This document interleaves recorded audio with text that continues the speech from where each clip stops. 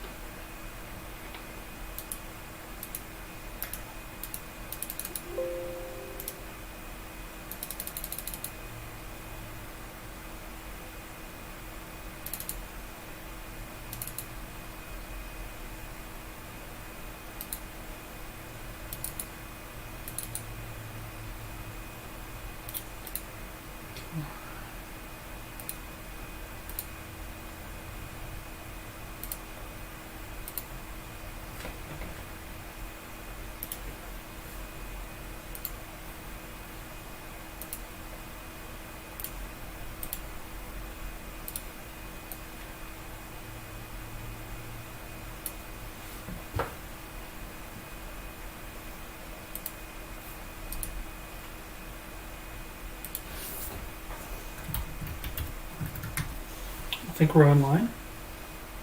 I believe. You think we are, or we are? I haven't seen it pop up. I haven't seen it pop up yet.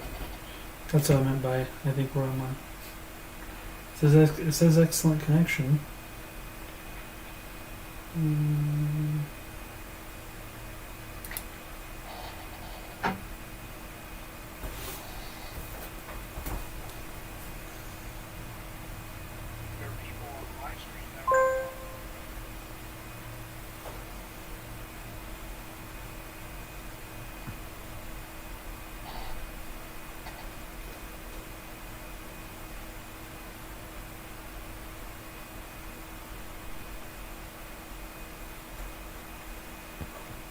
There it is. Okay, cool.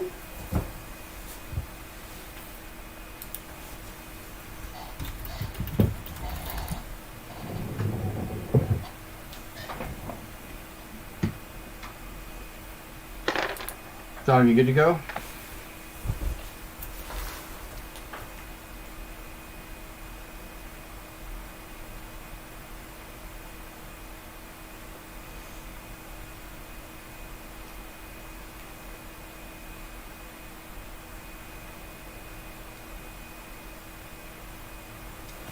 I think he's dancing to something that we can't hear. Dominic, can you hear me? No, I said I think Wes is Oh. dancing to something that we can't hear. I was waiting for you to respond. Yeah, because I'd asked you if you were good to go. Oh, yeah. Sorry. Okay. We could fight Represent me. YouTube after the show. Yep.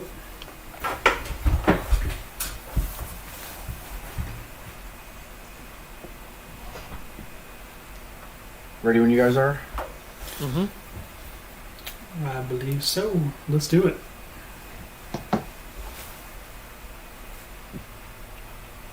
You know what? I realized I wasn't recording, so now I have to start recording. All right, there we go. That should be helpful.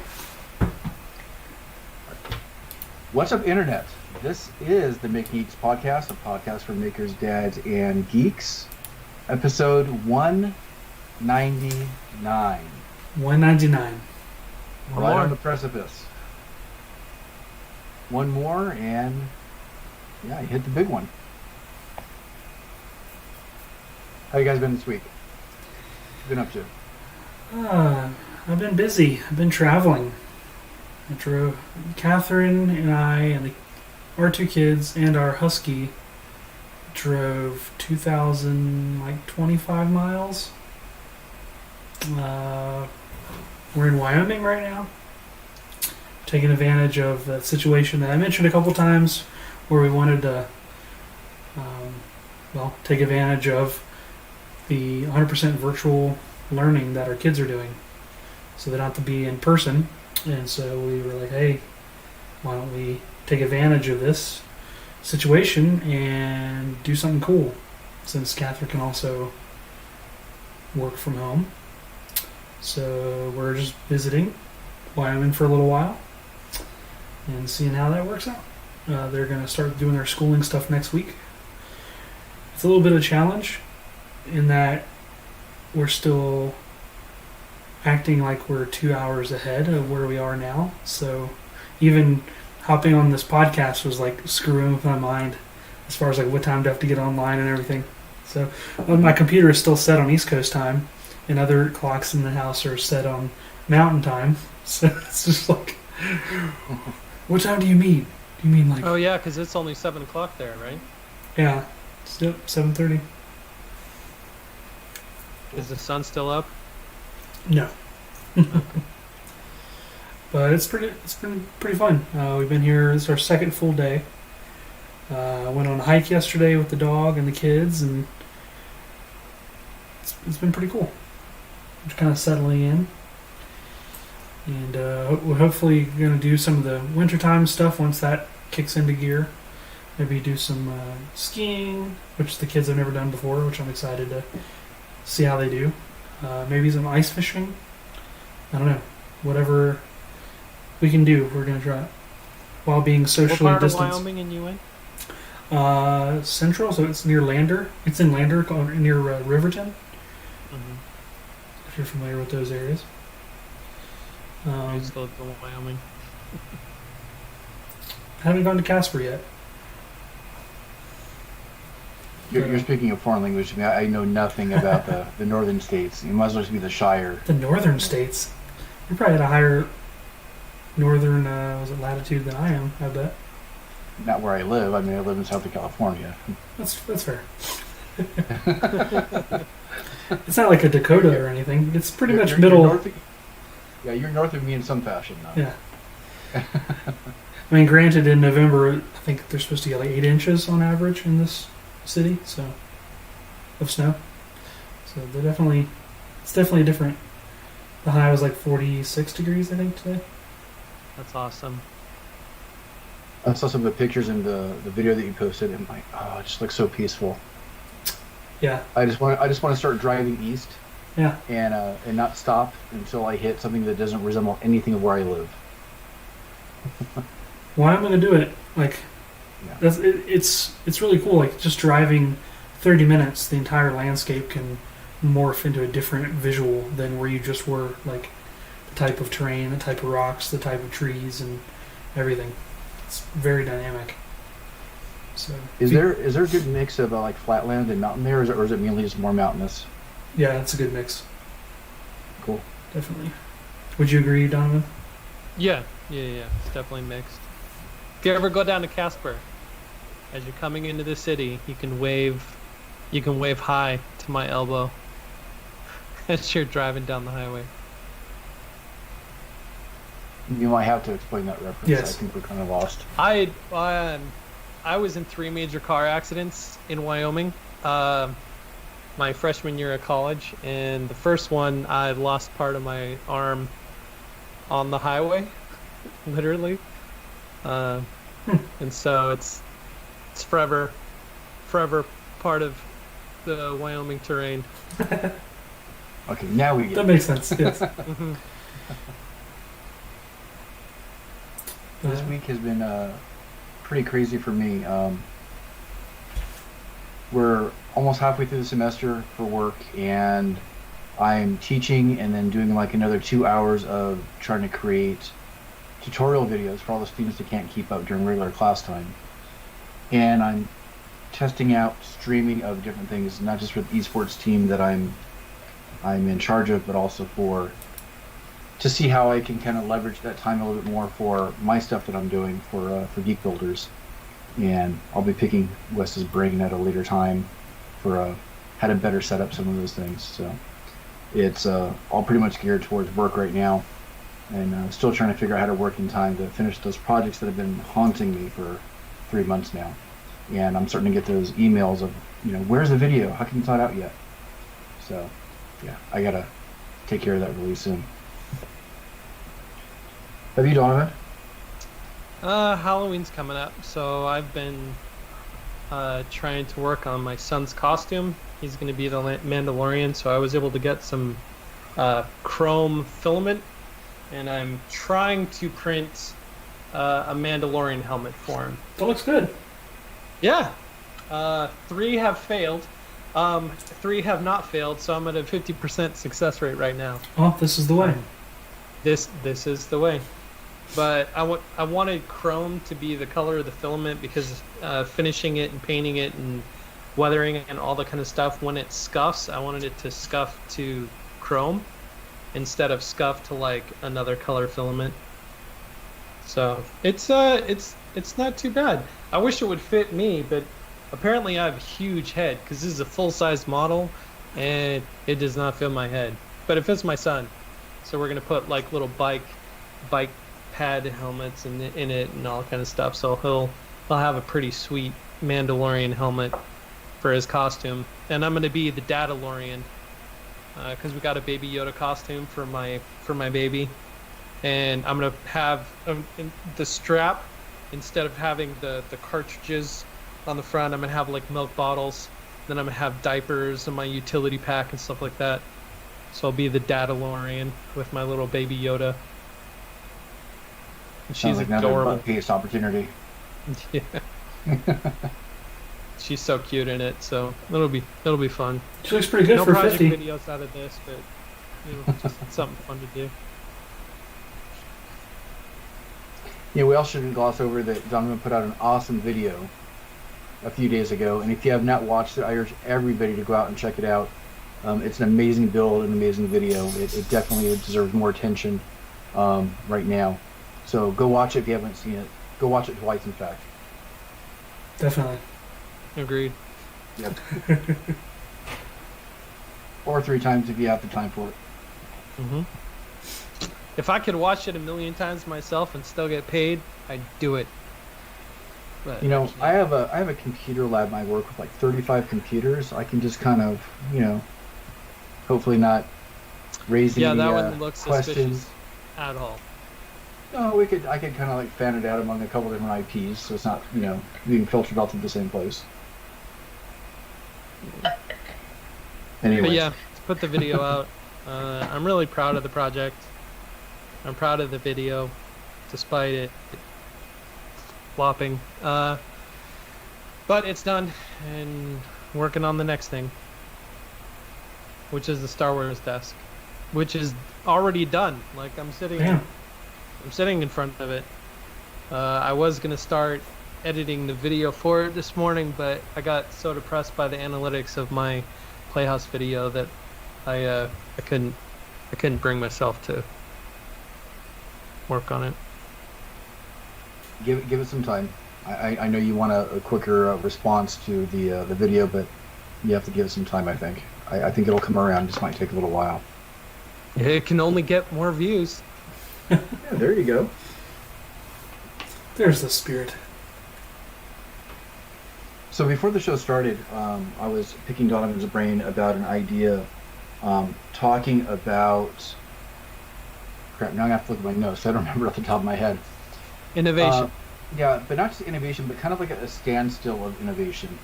I think we talked about innovation not that long ago, but I was thinking about it in terms of, there's new products get released every year for phones, for some TVs, and it doesn't seem like, this might just be my perception, that there's as much reason to upgrade or buy the new thing as much anymore.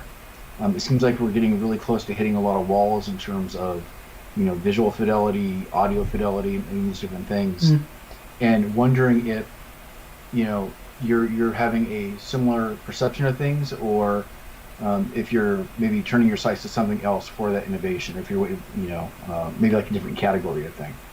The two products that came out recently that got me thinking that way was one was a CNC machine, which is the X-Carve Pro. If anybody out there is not familiar, X-Carve was supposed to be a lower cost hobbyist CNC machine that allowed a lot of people to get like a home CNC for a lower price than what it would have normally. And it worked out really good for a lot of people for quite a while. But several years later, there's a lot more competition in that space. There's machines that a lot of people will say are better, but then there is a pro version that was just released not that long ago, and while it is a good improvement over their previous machine, it's really not that innovative in a space that is full of good machines right now. And the second example that I was talking about earlier was about the iPhone 12 that came out, which I'm a huge fan of iPhone. I know that Wes probably scoffs at that for whatever reason. Actually, I know why he does. It's not a mystery. Well, the fact that you're bringing it up in the conversation that you are, it just adds to my reason. Yeah, and that's good. I think it'll make for a good conversation then. And the marketing of it is great. It makes me want one. But when we look at, what does it really do different than my iPhone, 7 Pro? Yeah, it's a better camera. I can take better pictures. But I don't really use my phone for a whole lot more than that. I don't need a lot of the bells and whistles that are there. And even though on one hand, yes, it's innovative, I don't think it's getting the product itself to the next level that I kind of want it to, even though I don't even know what that looks like. So I was about to ask, what would be the next level? I'm not even sure, except that I don't know. People smarter than I expect them to figure it out and hopefully find that direction. I think, I don't know. And this is where my awesome co-hosts come in to help kind of round out the conversation. Do you think that maybe it's already sort of gone that way? Because it's interesting, because like phones were big, and then they kept getting smaller and smaller and smaller, and now they kind of like did this flip where they're kind of getting bigger and bigger and bigger again. So at some point you're just going to reach. Understandably so, though. Well, I don't know, like because they're used as an entertainment center now for video. Yeah, exactly. That's why. That point exactly. Like we use our phones to watch movies now. I Whereas suppose. before it was all about functionality and usability and portability, and so it got smaller and smaller. The phones also started out like bricks; they were the size of bricks.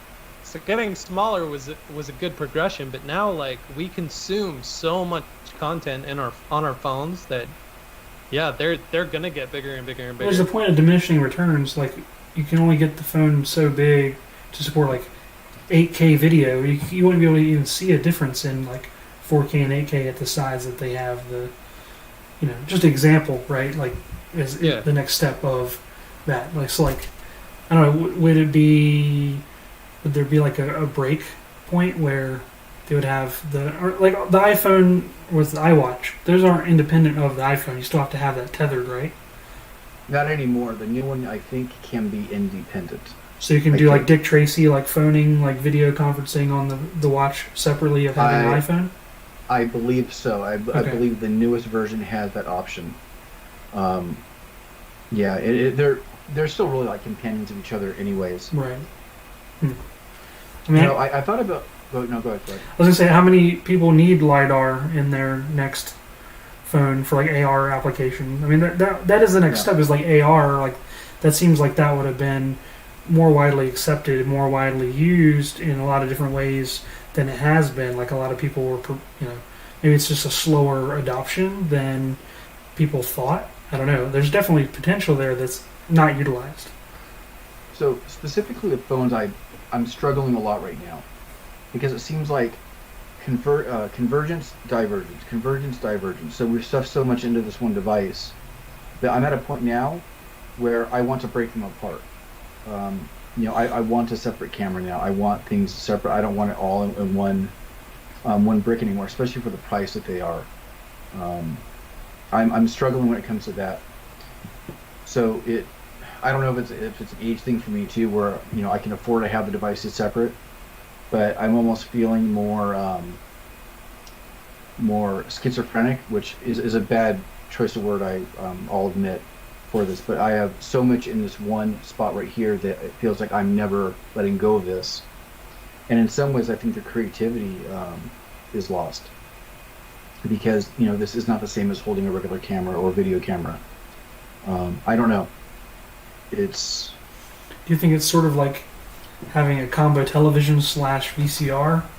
Like, it's not really great at either one, so it's best to have them separated, Well, the thing is that I think that the phones do a pretty good job with video and photography. Yeah. I couldn't let But that. I know. But I still think it's somewhat limited. So, like, Donovan, you have the background as a filmmaker.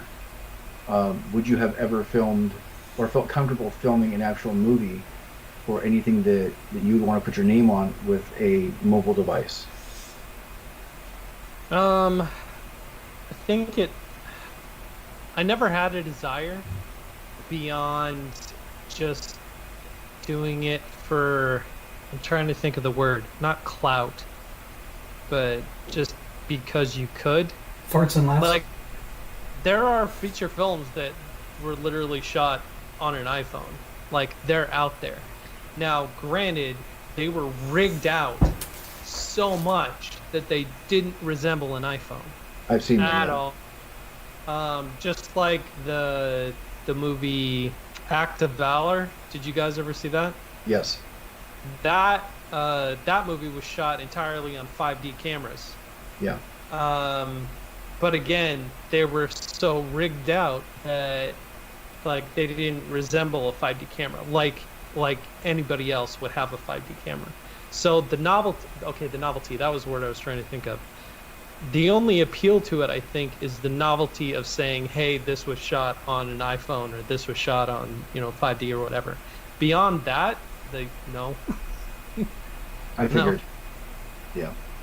Because there's so much more that like a camera can do than a phone can do. Even if the lens or the sensor or whatever you want to call it is better on a phone than on your camera, this will take better quality footage than your phone, because it's a fixed aperture, it's super wide, there's no depth of field, there's all the technical camera jargon you could talk about that you will never be able to achieve on a phone unless you rigged it out to not look like a phone. But again, that's novelty saying that you shot it on a phone. Although the software is getting better and better to fake depth of field and those things too. There's a lot of machine learning behind it now. It's getting there, but I think from a personal standpoint, I kind of like the idea of the products diverging once again instead of converging. The convenience is nice for a quick, candid picture or maybe some reference video for something. But yeah, the appeal is kind of wearing on me a little bit, especially because the price threshold, when the phones cost $1,000 for the better model, it made me say, I'd rather have my microphone picks up one of the everything. lower end phones and take the money I saved and then buy a decent camera now. I know that's probably not going to be the case for a lot of the younger generation, Go in your room, please. but for me, I think it is. And you're talking about like convergence, because for the longest time, everybody was just trying to be like Apple. So the only innovation was like, hey, look at how more like Apple you are. Yeah, every phone looks almost the same, no matter what carrier or what company it's from. Mm-hmm. I know that we might be able to tell the difference, but they all have, a similar form factor. Screen, if the phone's off, you almost can't tell sometimes. Mm-hmm. There's one innovation that I am waiting for, although I don't know how practical it's ever going to be, is, it's going to sound funny because it's moving backwards again. I love the idea of being able to close this and, having a flip again, being able to flip it open. In a small way, I think it's almost better for me than just having this face up all the time. But Have you seen the new phones? I have, and the screens aren't quite there yet because I've heard and seen that they wear out after a period of time.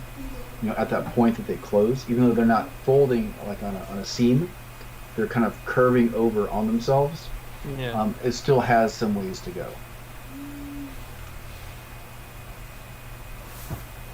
So that's what you're looking forward for. Fold phones. You know what? I'm in my head.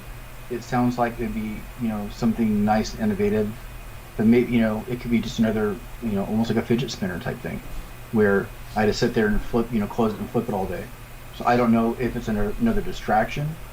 I don't know if it really is a true innovation, but at least it's something more physically different, I guess. I don't know, but I think phones are somewhat limited anyways because I could barely even call it a phone anymore. I don't do phone calls that often. I do mainly texting. I play a couple games on the phone and other things. So even calling the phone is a weird thing now. I'm not sure if there is any real innovation to be had. LiDAR in a phone. It's a novelty. Yeah, I could maybe do some weird 3D scans of something, but if I really want to do something with quality, I might have need to use a different device or DSLR with the photogrammetry software. I don't know. I think the next big innovation, at least in phones, is going to be integration, because there are so many things that are like turning into smart everything that it's all going to be integrated with your phone. You mean as like a control point? Yeah, like as a control point.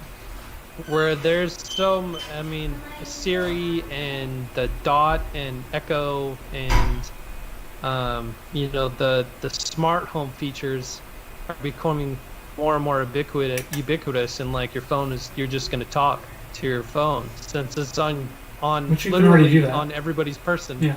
At all times. Like all you're going to do is be like you're going to talk to your phone and have it do things. Yeah. It's already there. Granted, like there's so much like privacy and security things that come with that I think will have to be, I don't know, fixed or mitigated or something like that to the point where it will be more widespread. But I think the integration is the next innovation, at least in terms of phones.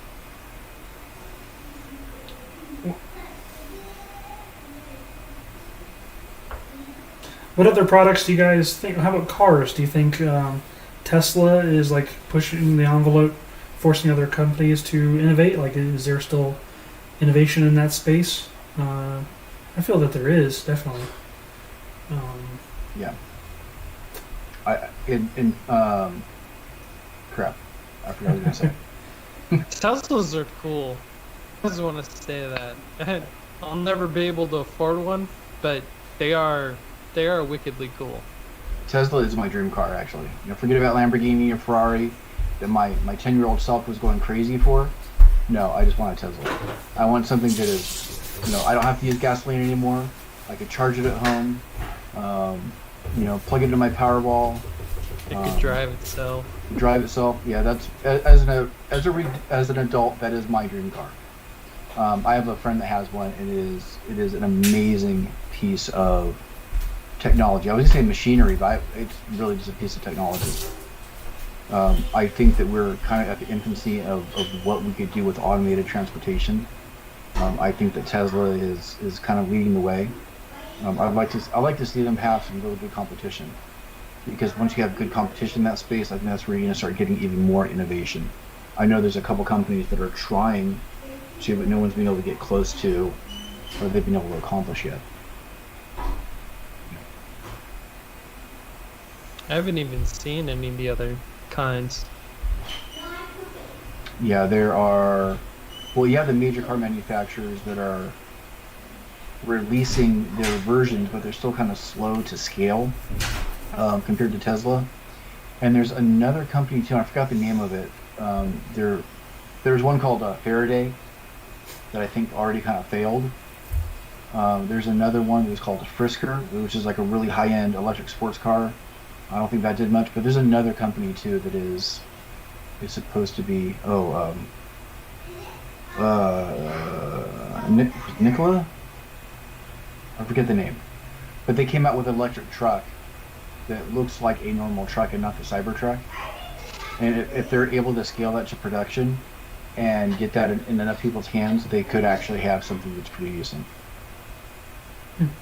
We'll see. I'm not a car guy at all. I'm a car guy from a distance. I can name them, but I couldn't tell you anything else about it. You open that hood, I'm like, okay, there's a magic spell that makes all those gears turn. Yeah, I'm about that. I could change my oil. That's. Sometimes I wish I was more of a car guy just so I could fix things and not have to depend on people that charge $120 an hour to fix things. Well, you always got YouTube. But that's just the maker in me. It's like, oh, I just want to do it myself. No, I think that's trying to be financially responsible. If you can do something on your own, you could. I've never really worked on any of my cars. I wish I could. I didn't grow up around anybody that I would be able to learn from. So that was always my excuse. Yeah. I'm a gearhead when it comes to like camera stuff. And Sean and I were talking about this before the podcast, but from what this year there has been so many cameras that have been released. It's almost overwhelming because even the individual camera companies are competing with themselves in releasing different cameras. Like Canon, I think, has come out with 4 just this year, and aside from Canon, it seems like every camera company has come out with a new camera every 2 or 3 months. And everybody's racing for more and more megapixels. Like 30 megapixels, 40 megapixels, 50 megapixels, 60 megapixels. There's one now that's 100 megapixels. And one of the comments that I made to Sean before we started the podcast is like, everybody wants more megapixels, and I just want better megapixels. Because Hasselblad, I don't know if you guys know anything about Hasselblad. Oh, Hasselblad is like the luxury camera when it comes to cameras. And yeah, they've released a few, like 3 new cameras recently. And granted, they're $40,000 to $60,000 each just for the digital camera. They're insane. Yeah. But they're like 40 megapixels, 50 megapixels, 60 megapixels. It's like, ooh, format. But when you look into it, if you know anything about cameras, their color space, they shoot in 10-bit 420, which it's hard to explain if you don't know anything about cameras. It shoots in colors that can't be seen by the human eye. Well, for the best color science you can get in a camera is 444. So 4 on the chromatic scale, 4 on the hue scale, 4 on the color scale. It's hard to explain, but 444 is the best you can get. 420 is like the beginning of DSLRs. That color space is what we had at the beginning of DSLRs, and we still have today, even though the camera costs $40,000. Like, the color science of this camera matches what was it? T2i had way back when I started filming YouTube. And so I want better megapixels. Like, the innovation I want in terms of my camera and the gear that I use is better megapixels, not more megapixels. Because you can cram as many megapixels as you want to, but it's not going to improve the quality unless you improve the pixels. So I'm waiting for that innovation. Sony does pretty good in terms of pixel quality. But I don't think the attention is there yet to have that kind of innovation, because everybody wants to do 8K, 12K. There's a 16K camera now, why? The file sizes would be so ginormous, they would be completely unusable. So why? But that's that's where everybody's innovating now. Is they just want more Ks, more pixels, more Ks. And when 99% of your audience is consuming it on a cell phone, it's it's hard to justify that kind of innovation. Just stick with the Game Boy camera. I mean, that has all the innovation you want right there. Just print out, if you want to make a movie with it, just print out each frame on the Game Boy printer and make a little flip book. That sounds like a viral video right there. Right? Give animation a run for his money. Yeah. Yeah. Jeez. Is there a product line or category of product you would like to see an innovation in that maybe hasn't had a good innovation in quite a while? It doesn't even have to be tech related. It can be pretty much anything.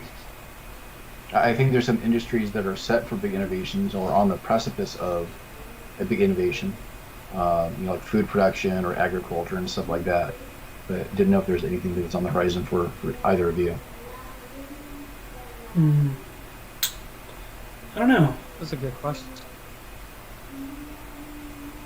I mean, I know that you have it's nothing that I'm specifically looking forward to, but more automation in the gardening space would be interesting. I know there are like CNC gardening kind of projects, but I think that's kind of an interesting mix of old school and new school kind of for a consumer, because you have like the DIY, digital fabrication revolution, but what other things could that spill into in someone's life, right? And I think that maybe I don't know, like the scrubbing bubbles, like that's an innovation that should happen. Like that's been a lie since I was a kid. Like how you make the bubbles actually run around and have brushes, and I don't know, maybe it's a CNC you attach to a shower and it's like a Roomba for a shower door. I don't know. Like who knows? Like you already got robots. I think you're onto something. I really, really want that. You got robots, that clean your floor, right? I mean, do robots paint houses yet? I don't know. Maybe they do. A Roomba for to paint your house. Have a center point over the house with a sprayer. It just kind of like adds a new coat. It's like a Maslow CNC, but just like for painting your house. Yeah, because you can map where the windows are, and you could turn off the sprayer as it moves past and turn it back on. Yeah, you can 3D model your house into a computer, and oh my gosh, that could be possible. Probably not. It's a Roomba rappelling down your down your house. Well, you've seen those projection mapping systems that started in France that would animate on the front. Well, that geometry has to be modeled in first before it knows where the animation is supposed to go. So you could do that, almost like the shaper technology, where it knows where it is on the Samantha, can you shut the door? It's really loud. You can put that on a vertical surface in Paint. Thank you. Yeah, that can be done. Mm-hmm. Somebody in our audience, go ahead and get on that. How many other jobs can be taken away by robots? I mean, that's basically what I'm trying to go for, I guess. But you also have to have technicians to fix the robots and to build them, so I think everybody gets smarter, right? And then we can make YouTube videos about how we're fixing them. Yeah. How about little Roombas that climb up, skyscraper windows like Spider-Man and wash the windows, right? I could swear that those exist. Yeah, they probably do. I'm just talking off the top of my head. I'm not researching it. At least that one itself, I think you might. Yeah. Well, I teach units on this every year for the AP Computer Science class that I teach, because they have to do. In the past, I had to do research projects on innovation, so it's something that I'm constantly looking at. And I think it's funny that you brought up the gardening one, because I was wondering if that was out of desire because you hate working out in the yard, or is this? I just love tech, and it needs to go everywhere. Yeah. As a kid, I would have loved it because one of the things I hated most was pulling weeds. Yep. So if there's anything kind of like a little spider bot that had a laser attached to it, just like laser the center of the weed. Yeah, it's like machine learning, but for gardening. You know, it can identify weeds and it just vaporizes them, or it just has a little, like the claw from Toy Story, operated by little aliens. It just goes down, boop, picks the little weeds before they even have a chance to sprout. And by extension, what if you had a little spider bot that crawl over your grass and analyze the grass, and any dead spot, they could kind of like dig a little hole and drop a couple of seeds and There you go. and kick it over like a cat in a litter box. I mean, they have I forget who makes it. It might even be the company behind Roomba. I don't remember. But it's like this it's almost like a cylindrical robot. And you toss it up on your roof, and it rolls down the roof into your gutter. And it spins in the gutter and like traverses back and forth while like evacuating all the leaves and the debris out. So it's sort of like a gutter cleaning Roomba, I suppose. And then it jumps That out. is pretty cool. Yeah, it's pretty cool. But I don't know, there's definitely some other innovations, other areas that these can be used, I think. I'm writing. I some would of these love down. to have innovation in the kitchen, because Yeah. we're using the same knives that they've used for thousands of years, and food preparation is so time consuming. Yeah. So time consuming. That's why they invented Clean restaurants up. and delivery. It's so time consuming. Gosh. Was it Wes? Was it your idea to have the dishwasher and In the the cabinet cabinet? Yeah. integrated as Mhm. one? Yeah. So you just You put them in the same spot, and it comes out clean. Boom. Oh gosh. I've had that idea So since I was like much. 9. Yeah. So much of my life is spent washing dishes. You're just moving crap But we around, have right? a dishwasher, so Yeah. it's like, So I just had an idea about something. You guys have seen the Boston Dynamics dog, the robotic dog? Yep. It's like $20,000. See, I think they need to up their game and kind of give like real dogs a run for their money. So what you do is you load it up with fertilizer, and so instead of a dog pissing on your lawn and killing the lawn, they'll pee fertilizer on your lawn and actually help it grow. Oh, give the dog an additive? Yeah.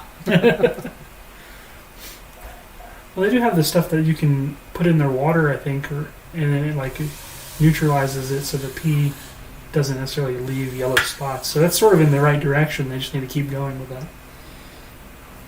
Start genetically engineering the dog, so the pee and the poop just helps everything grow. I just realized half of these things could already be things I'm sure they are. that are in Sky Mall They're catalog. exactly. Sharper image. Sharper image, style. Yeah, Yep. sharper image. Brookstone. Yep, for sure. Brookstone, exactly. Oh. I mean, drones, there's some innovation there that's been stifled by a lot of things. You know, the FCC not being up to speed with companies that want to innovate with those, right? So that's sort of squashed for the time being. Yeah, I can understand though, because there's so much danger associated with the free use of people flying drones. Well, it's going to go beyond that really quick because there's a couple startups. I forget the name of them, but there's already a drone taxi service that has been in development. So one that's big enough to carry like like two Jetsons, people. yeah. Yeah, I mean, so I think we're still a little while away from that, but I think that kind of is on the horizon, especially with here in Southern California, it is a constant disaster with the freeways because you could only keep adding on so many lanes. It never really solves the traffic problem. It's continually work around.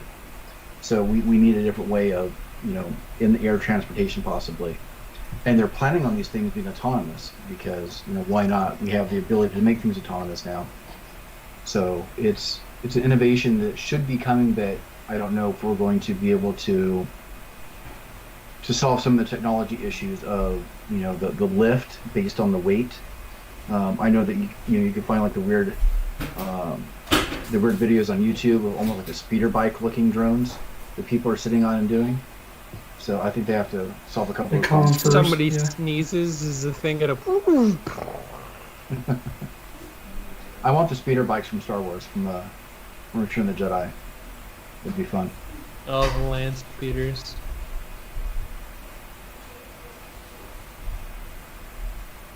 That'd be cool.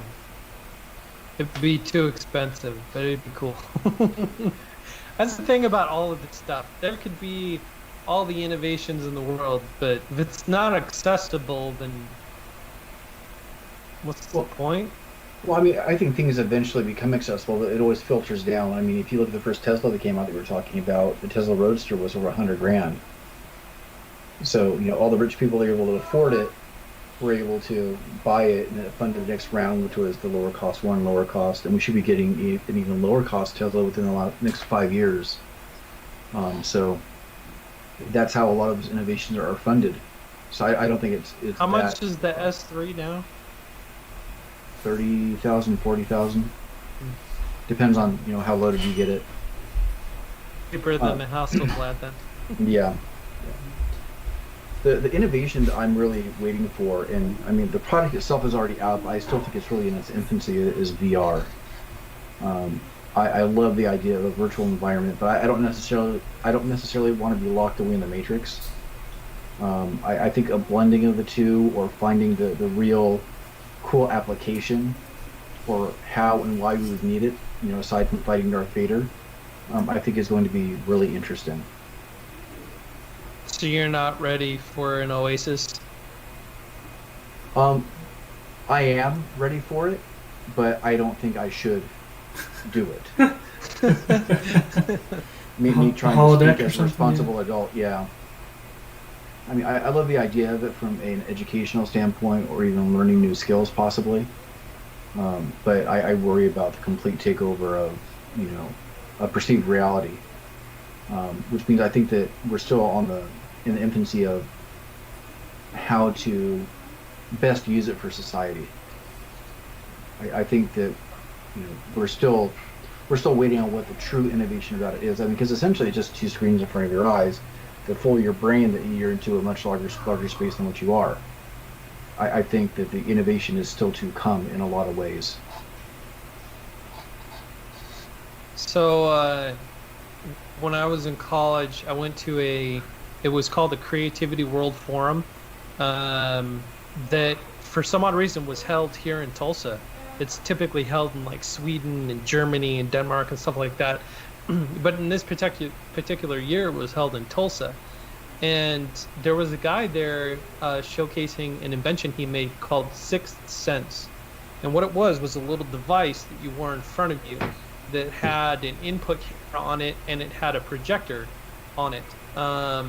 And so what it would do is that the camera would analyze whatever you were looking at and would project information in regard to that thing. So you could open a newspaper and it would like analyze the clip. There was like a video associated with the article you were reading. It would project that video onto the newspaper and stuff like that. You could walk around with this thing on, and you can go like that, and it would take pictures, and then you could project the pictures up, and it was like beyond cool. It is open source, and so the coding for it is out there, and you can build your own. He abandoned the project, but I thought that kind of technology would be so cool, where you had an input. There was an input, so like you could do your data mapping or tracing or whatever, and then it would project information.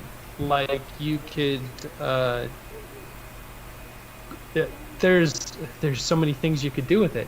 That he did showcase. Another thing is that he integrated it with his phone.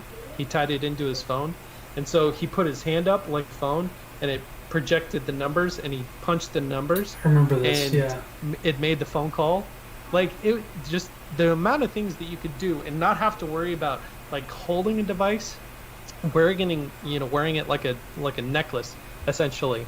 I think is such a cool form factor in terms of that kind of integrated technology. But again, he abandoned the project, and nothing has. I don't know, 8 years or so. Some of the people in the tech world that I follow pretty closely, Kevin Rose, Tim Ferriss, and a couple others, have said like really interesting statements about technology that we'll know that when we get there, when the technology starts to disappear. So when it just almost starts to appear as part of our environment, I think that's kind of like really crossing the threshold instead of always having to be holding a device. That's kind of what you were talking about already, where it almost like becomes a part of our world, and it kind of disappears. It's just simply there, and you don't really notice it anymore. is kind of the goal that I think everybody is shooting for. Even the smartwatches are supposed to be a step in that direction, so you don't always have to hold a phone, but it's simply just on your wrist. I would be kind of okay with that, and I say that because I am surrounded by so many dang cables that it's annoying. Like I have cables everywhere, just cables and more cables, and I'm always tripping over cables. Cableless systems would be a fantastic innovation. Do things without cables relieves so much stress in my life.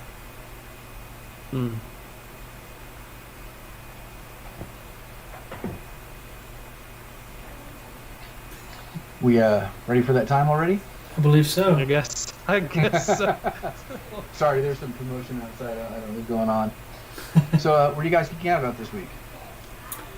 Well, I watched the season finale of The Lower Decks, which is the animated Star Trek. Excuse me, been thinking about Star Wars as well. Animated Star Trek TV show on CBS All Access. It was really good. And the season 3 premiere of Discovery came out today, which I'm looking forward to watching. I haven't watched it yet. And tomorrow the Mario Kart, I think it's called Home Circuit, comes out. I'm looking forward to picking up one of those if I can get to a store in Wyoming that sells it, or maybe I'll have to order it online. I don't know, but I'm looking forward to messing with those a little bit and see what we can come up with. How about you guys? I'm geeking out about Clint from C3D Prop Shop. He sent me a care package with 8 rolls of filament for me to print stuff too, which is yeah, it's so cool. I keep getting blown away by this community because I'm not used to people helping me out like people in the community have helped me out. For every other community that I've ever been a part of in my life, like it pales in comparison to the people that are in this community. And people like Clint. So I'm geeking out about Clint from C3D Pop Shop because he sent me an awesome care package. That's awesome. I'm geeking out about a documentary, and I hope I haven't mentioned it on the show before. There's a documentary on Netflix called The Power of Grayskull. That is a really, really in-depth look at the development of He-Man, how it came about, from this, almost like, well, it started kind of like as a business thing, just like competition between companies and trying to compete with Star Wars, and Star Wars came out as an action figure line, and how they kind of came up with the idea, what it started out as first, and just the juggernaut that it turned into. And I don't know why I'm so enthralled with He-Man. It wasn't a great TV show. I mean, I do have some fond memories of it as a kid and liked it.